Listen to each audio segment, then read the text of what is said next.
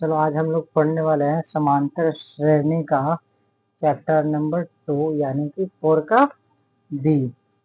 इसमें क्या है, बेसिकली समांतर श्रेणी जो होता है, ठीक है ना। तो समांतर श्रेणी का जो पहला पद होता है उसको हम लोग ए मानते हैं, जैसे कि पहले वाला जो था उसी तरह से इसमें दिया। पदांतर या सार्वधांतर को डी कहते हैं, है ना। और पदों की संख्या को एन मानते हैं, और जो अंतिम पद होता है, जो लास्ट वाला होता है, उसको टी एन बोलते हैं। और इसमें नया चीज आ गया है एल, जैसे कि एल भी बोल सकते हैं या टी एन भी बोल सकते हैं। और जो पद होता है, तो पदों के योगफल, जो पद आया उन पदों का योगफल जो होता है उसको हम लोग एस एन बोलते हैं। जैसे कि सपोज डेट यहाँ पे 2 लिखा हुआ है, ठीक है ना। फिर 5 लिखा हुआ है, ठीक है। फिर 3 2 5 और 5 और 3 हो गया 8, और 8 और 3 हो गया 11, ठीक है ना।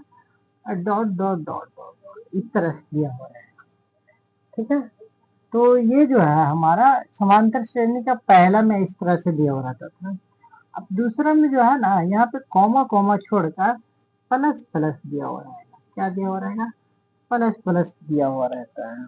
जैसे कि यहाँ पे 2 में 3 जोड़ा तो 5 हो गया, फिर 5 में 3 जोड़ा तो 8 हुआ, फिर 8 में 3 जोड़ा तो 11 हो गया, ठीक है ना।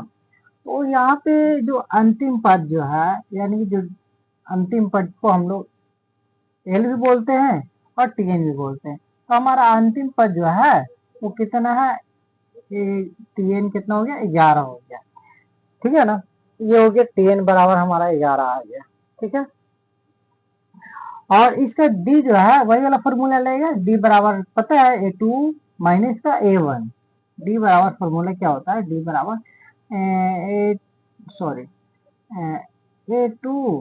A2 माइनस का A1।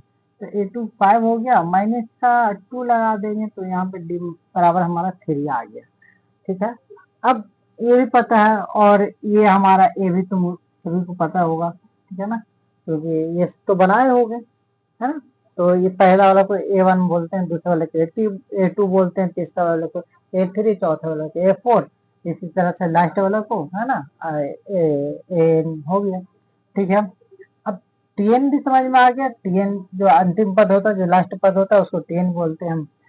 टीएन को एल भी बोल सकते हैं, इसमें कोई दिक्कत नहीं है। चलो ठीक है, क्लियर हो गया। अब एशन के बारे आता है। एशन कहते हैं किसको? क्या चीज होता है? तो एशन जो हुआ ना, देखो हम यहाँ पे बताते हैं एशन क्या होगा। जैसे कि 2 है ना, ठीक है। 2 में 3 जोड़ा तो 5 आया, फिर 5 में 3 जोड़ा तो 8 आया, 8 में 3 जोड़ा तो 11 हो गया। तो ये तो हो गया टी है। लेकिन एशन क्या होता है कि 2 और 5, ठीक है, और 8 और 11, ये पूरा को जोड़ना है तो कितना होगा? तो भाई 5 और 2 7, और 7 और 8 हो गया 15, 15 और 11 हो गया 26, कितना हो गया टोटल से? 26। तो ये पदों जो है, जो हमारा जो पद है, ये सभी को क्या कर दिए हम लोग? आपस में जोड़ दिए। क्या कर दिए? जोड़ दिए। और जोड़ को ही तो बोलते हैं योग, है ना। योग मतलब जोड़ना।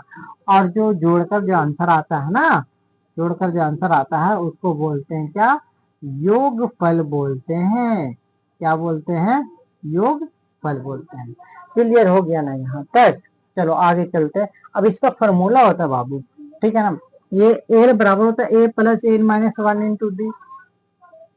तो तुम लोग कहोगे सर ये एल वाला तो हम लोग लगता है कि कभी पढ़े ना कि नया फॉर्मूला है। तो बाबू यहाँ पे हम ऐसे करते हैं टी एन। अब समझ में आ गया? तो तुम लोग कहो हाँ सर समझ में तो आ गया अच्छे से। कहा है कि ये फॉर्मूला तो पहले वाला चैप्टर हम बनाए थे 4 के ए में, टी एन बराबर A plus N minus 1 into D. तो बाबू वही है, यहाँ पे खाली क्या करते हैं? एल बोल दिए, ठीक है ना, कोई दिक्कत नहीं है। चलो अब आते हैं कि ये योगफल जो होता है इसको निकालने का 2 फॉर्मूला है, ठीक है। एक होता है एसएन, जो योगफल होता है पदों की, जो योगफल कह रहा, तो उसको निकालने का ये फॉर्मूला एसएन बराबर एन बटे 2। एन मतलब कितने पद है, वो हो गया एन बटे 2, ठीक है। ए मतलब हो गया पहला पद, ए मतलब हो गया और पहला पद, और एल का होता है, एल होता है मतलब अंतिम पद, मतलब लास्ट में कितना है। अगर अंतिम पद अगर लास्ट में दिया हुआ रहेगा ना तो ये वाला फॉर्मूला लगा दें। अगर अंतिम पद नहीं दिया हुआ है लास्ट में, जो अंतिम पद होता है ना कि भाई लास्ट में हमको जोड़ने पर 250 है, तो पदों की योगफल ज्ञात कर रहे हैं, ठीक है, चाहे पदों की संख्या निकालना है। अगर पदों को योगफल निकालना है तो एन वाला फॉर्मूला लगाएं। तो एन बराबर फॉर्मूला होता है एन बटे टू।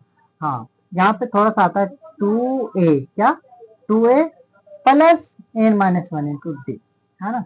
ये तुम्हारा बेसिक फॉर्मूला हो गया है, ठीक है। अब नेक्स्ट वीडियो में आएंगे एक क्वेश्चन लेकर छोटी सी।